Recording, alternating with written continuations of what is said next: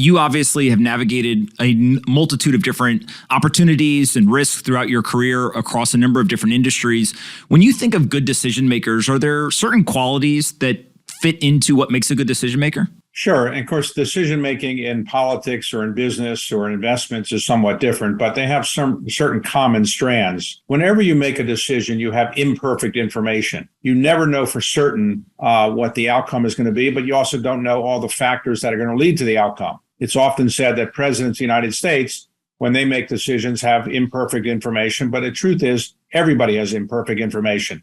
Who should you marry? What career should you pursue? What school should you go to? You never have all the perfect information you want. So I think in making decisions, you have to recognize this.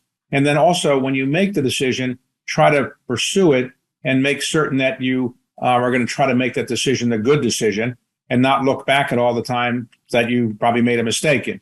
You know, I have this tendency to look at mistakes I've made and realize I should have done better.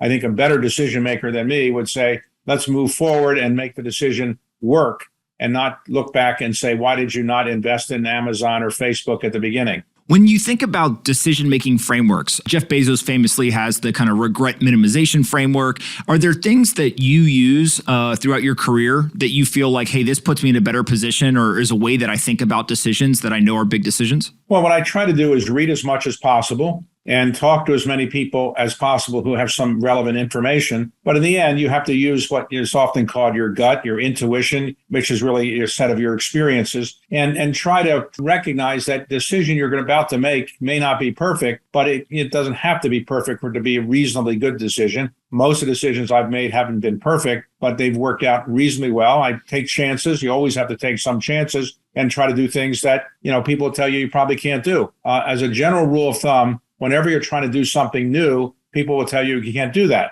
That's true with entrepreneurs, investors, and so forth. So I've tried to listen to people that have good experience, but in the end, you have to make the decision yourself and stick with it. One of the things that's unique that I'm personally fascinated with is there's a very big difference in the amount of information someone has access to. So if you go back, 100 years, obviously today we have much more information than those people had.